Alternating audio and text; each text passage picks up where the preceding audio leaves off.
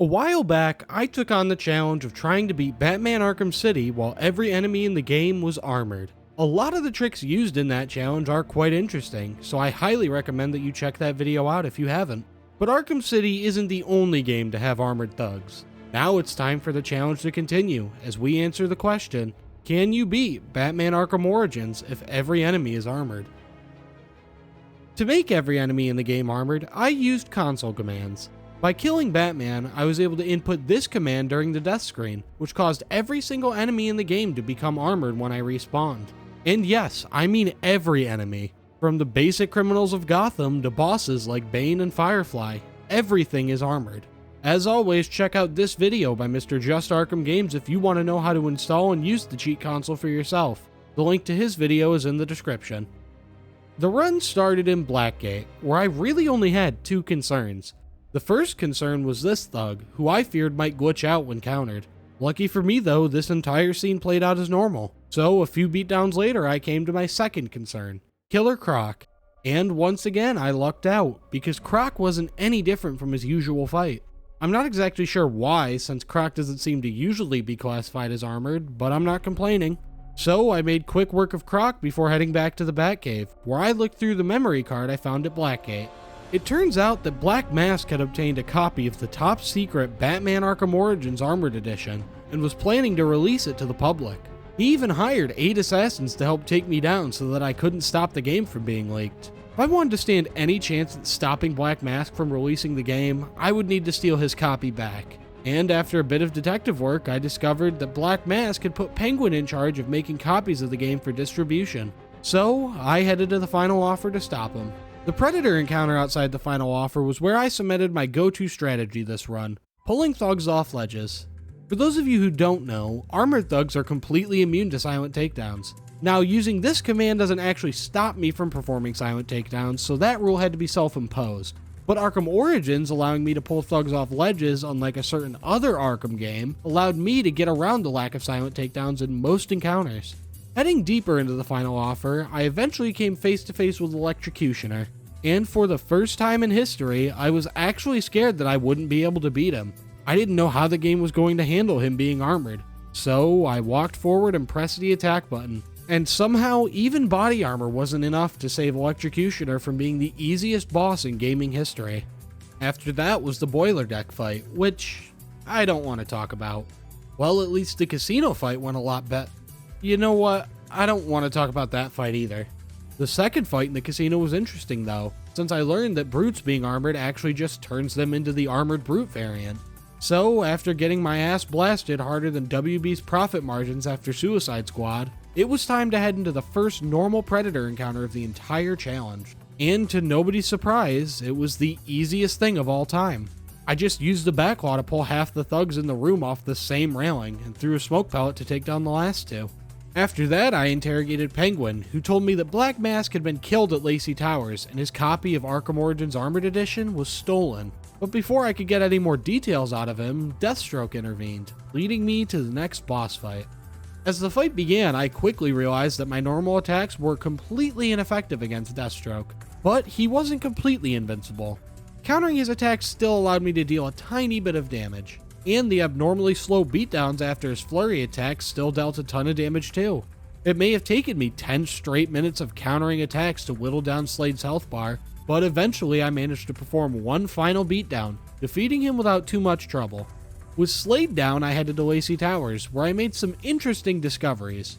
Although Black Mask wasn't actually killed here, his girlfriend was. After finding her phone, I managed to view some messages between her and Black Mask, giving me a vital clue about what to do next. As of right now, I was in the possession of an unmarked Wii U game. If I wanted to identify if this truly was Arkham Origins Armored Edition, I would have to access the National Gaming Database, which was stored in the GCPD building. Getting inside was a simple matter of patience, and once inside I put my skills to the ultimate test. I may have skipped over this room during my most recent playthrough of Arkham Origins, but there was no way I was letting these cops remain unscathed this time. So I tried and tried and tried. Explosive gel, the bat claw, running away. Nothing worked. They simply had too many guns. So after 10 straight minutes of dying to these cops, I came up with a new plan. But in order to pull it off, I had to spend the next half hour taking down random thugs and collecting data packs in order to gain XP. But after acquiring the ground multi-takedown upgrade, I headed back to the GCPD and carried out my plan. I placed 3 explosive gel down at this doorway and then took out the lone cop in the hallway, luring everybody towards me. And 1 detonation and beatdown later, I used the ground multi-takedown to clear half the room in 15 seconds, making the rest of this fight a joke. In the bullpen, I chose to be a bit more aggressive, going for actual takedowns instead of just pulling everybody over ledges. But even still, I managed to get through the encounter without taking any damage. I completely skipped the first fight in the holding cells, grabbed the disruptor, and then headed back to get my ass kicked in the second fight. I did manage to redeem myself by the end of it, but I was doing really bad in the beginning. But after that, I headed into the server room. Here, Barbara told me that whatever game was on the disc wasn't in the database. I mean, if Armored Edition isn't officially released, why would it be in the database? But then she said something very interesting. Now, I'm not sure how she knew this, but Barbara said that Black Mask's men had spent the last few hours buying up every Wii U in Gotham, and were storing them in the sewers with all of their explosives. If I wanted to identify this game, I was going to have to find them and pop this disc into a Wii U myself. Sneaking into the sewers, I was instantly introduced to the worst enemy type to ever exist in a video game. Did you think martial artists were annoying before? Well, them being armored makes it 10 times worse. They'll run up to attack, but will they actually hit you? Maybe. Or maybe not. I really thought that martial artists couldn't get more annoying or inconsistent, but God was I wrong.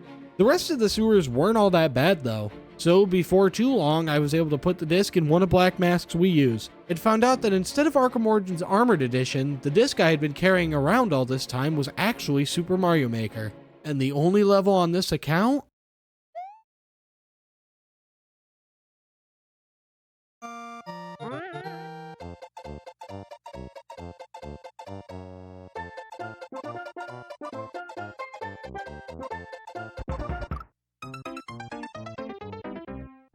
All of this was just some elaborate prank to Ligma me. The entire time I was hunting down the answer to what game was on this disc, Black Mask was running away with the actual game.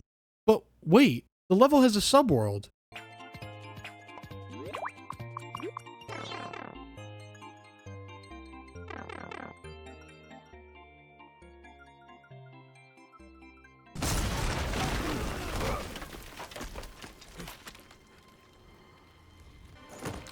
Think you can just waltz into my bank, huh? Roman, I'm here for the games. Never heard of him. And you, sir? Name Shigeru Miyamoto. ring a bell? First, of course, is Mario, who will be played by Chris Pratt. You just play along!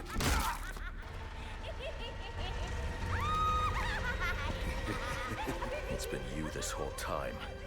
You hired the assassins. You've been playing games. No! You're just a teeny little distraction compared to what I've got up my sleeve.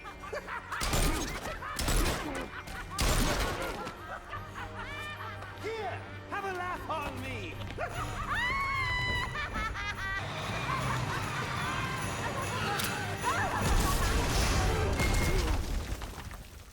I couldn't believe it. Miyamoto kidnapped? The Joker disguising his Black Mask? But there wasn't any time to think about that now. The Predator encounter in the Merchant's Bank was as easy as ever. Even without the ability to consistently batarang thugs over this ledge, this area is still close enough to pull thugs down with the Batclaw. So in a matter of minutes I was done with the room and onto the steel mill.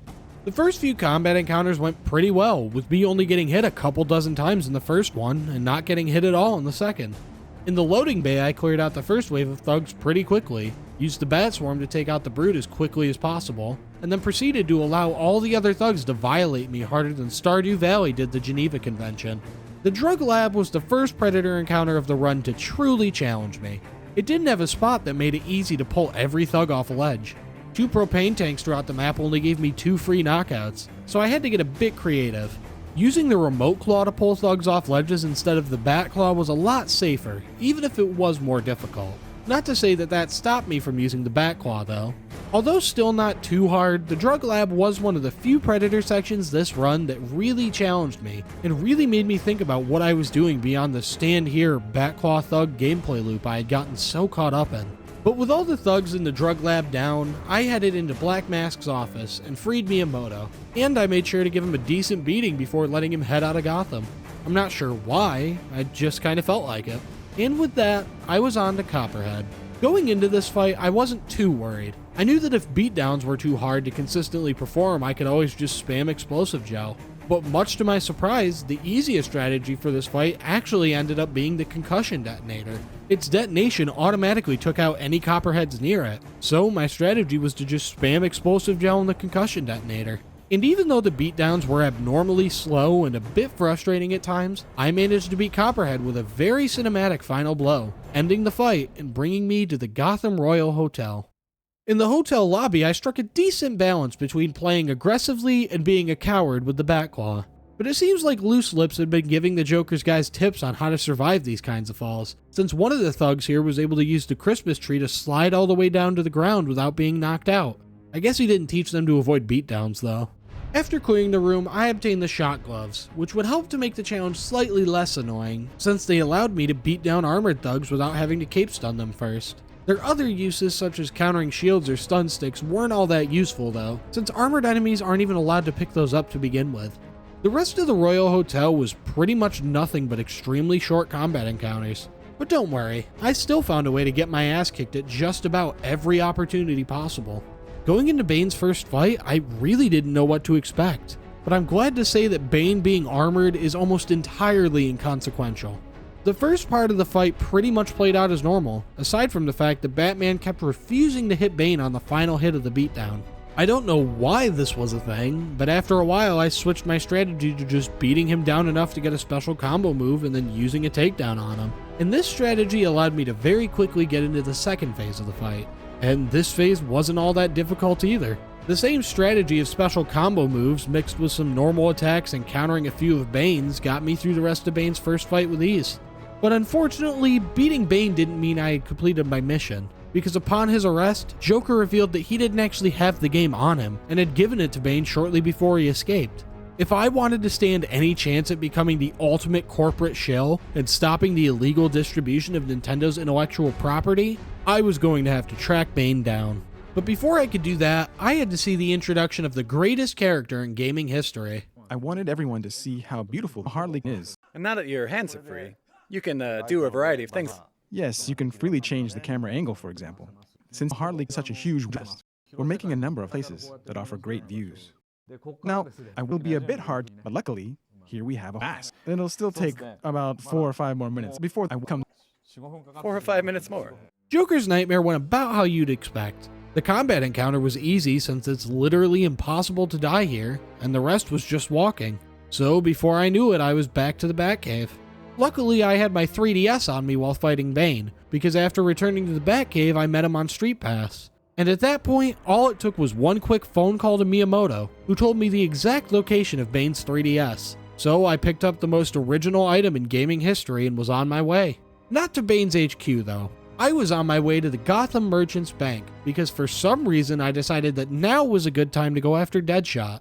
And Deadshot's fight was exactly the same as normal, since as far as I know, he's already armored to begin with. 2 beatdowns were enough to get him to just above half health, and from there I performed a great takedown and exploded this wall to lower his health even more. And after he took a hostage, I took out all 5 of his guys, dropped behind him, and took Deadshot down.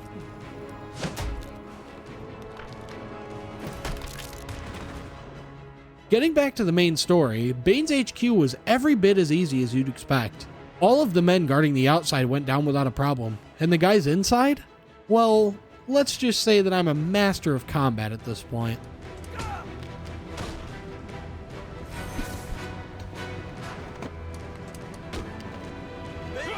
Orders, not choices.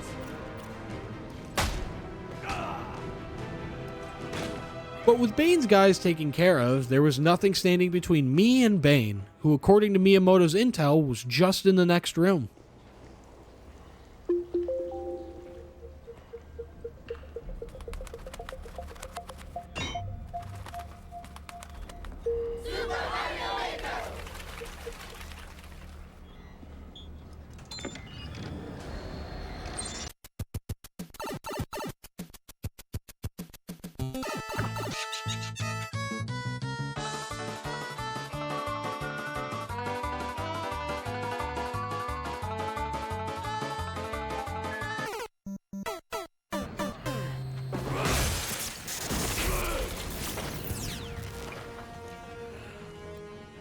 That was it. That was the final straw. I had been ligma'd by a Mario Maker level one too many times that night. It was here that I decided that the next time I came face to face with Bane, he would not be walking out of that encounter alive. But before I could even think about killing Bane, I had to deal with Firefly. All in all, the Pioneer's Bridge actually wasn't that bad. In the boiler room, I got way too ambitious and tried to set up a trap here, which got me killed very quickly. My next attempt I succeeded at laying the trap, but it didn't exactly work the way I thought it would. The rest of the room was pretty easy. So easy, in fact, that I accidentally performed a silent takedown on the second to last guy, forcing me to restart the room. My final attempt went a lot better. So much better that I was able to finish the Predator encounter without even taking everyone out. And no, this isn't the guy that I'm supposed to interrogate. After I disarmed the bomb, he started patrolling the room again, but still wouldn't attack me. I couldn't tell if it was Michelangelo since he had a mask on, but his friendly demeanor and invincibility to everything except remote control batarangs tells me it probably was him. Neither of the next two Predator encounters on the bridge gave me any trouble, and the combat encounters were pretty much the same story. Again, I was a combat expert at this point, so before too long I was on to Firefly. The fight went pretty much the same as usual. I spammed batarangs and glue grenades to get some damage in, but after a while I was faced with a very big roadblock. The Batclaw did not affect Firefly at all. Quickfire, manual aim, alternate fire, nothing worked. And after a while of trying, I finally accepted it. Firefly was the run killer. No, you cannot beat Batman Arkham Origins if every enemy is armored. But I wasn't just gonna stop here, so I turned the command off, took out Firefly, and then turned it back on once he was done. Heading back to the Batcave, I found out that while I was busy with Firefly, Bane had apparently tracked my street pass the same way I did to him. And by the time I got there, it was too late. But then I remembered, the Wii had a zapper accessory. I could just use it to zap Alfred's heart back to life. But when that didn't work, I just gave him the Miyamoto treatment, and apparently that was enough to revive him. I was so glad Alfred was safe, but how was I supposed to go on from here? I failed. I failed the challenge. I failed Alfred. I can't defend Gotham. I can't even defend Nintendo's intellectual property. But just because I couldn't win the challenge, that didn't mean I still couldn't kill Bane. So, I was off to Blackgate to take down Bane and hopefully recover Arkham Origins Armored Edition, ending this nightmare once and for all. Blackgate itself wasn't too bad. The combat encounters went fairly well for the most part, and I'm saying for the most part because sometimes I just suck at this game, and that really showed this run. The Nexus was once again just me sending pretty much every thug flying off ledges, plus a little bit of casual homicide. At the very least, I got to see Harley again. So today, why don't we show a glimpse of how Harley's mask is shaping up? Sure. That's a huge mask. We haven't even seen the whole mask yet. And with that, it was time to take down Bane. His fight in the Panopticon wasn't anything special. The only real thing of note here was that I figured out that Batclawing Bane caused him to do an A-pose. So after toying with him for a bit, I finally finished the Panopticon fight and killed Bane. But standing there over his body, I realized that killing him wasn't going to make me happy. No, to be truly happy, I had to kill him again. So I took a page out of Thor's book and revived him mid-fight. TN1 Bane really wasn't that much harder than usual. The only real difference was that I was limited to only great takedowns, since vent and silent takedowns didn't work for some reason. I did get hit a few times, but this fight still wasn't too bad. So within a matter of minutes I had taken Bane down again, strapped him up to the power grid, and cemented him a spot on Wikipedia's list of accidental deaths by electrocution. With Bane dead, all that was left was to team up with Gordon and take down Joker. And by team up with Gordon, I mean get my ass beat by him, because this man clearly wanted me dead the entire fight.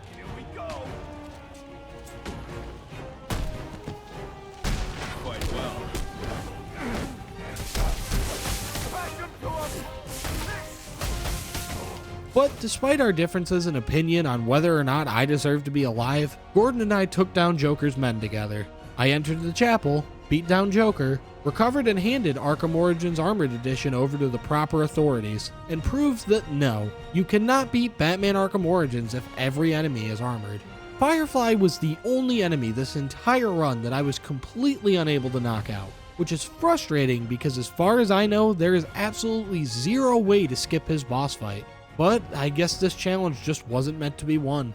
If you made it this far in the video, thank you. Be sure to like, comment, or subscribe. That's all I've got for now.